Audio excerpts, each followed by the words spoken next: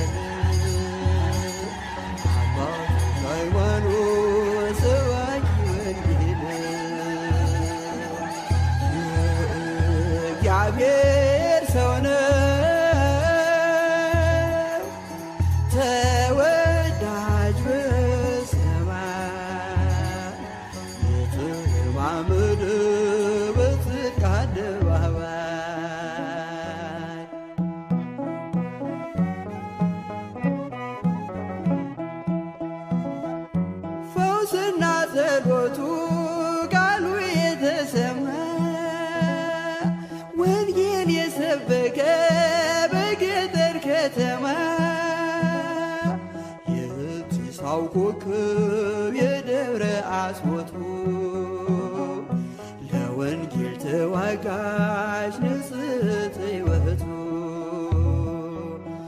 አረሳት ኢትዮጵያ በዕርፈ መስቀል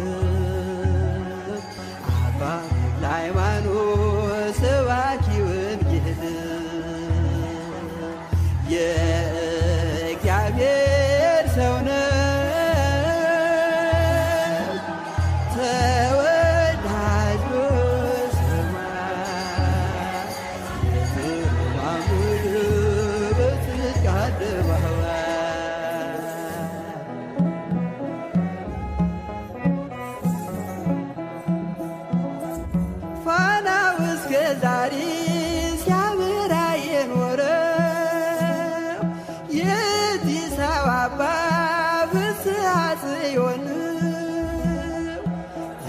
የሐርያ እናቱ ማህፀነ ብሩክ ወለደች ኮከብን ሲኦልን የሚያውክ አረሳት ኢትዮጵያ በዕርፈ መስቀል አባ ተክለ ሃይማኖት ሰባኪ ወንጌል የእግዚአብሔር ሰው ነው ተወዳጅ በሰማይ የተረማመደ በጽድቅ አደባባይ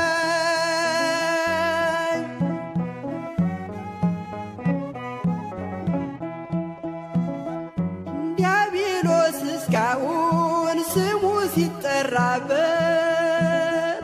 ሲረገ ይኖራል በእሳት ሰንሰለት አዲስ ሐዋርያ የኢትዮጵያ አባት ደጋና ቆላውን በመስቀል ባረካ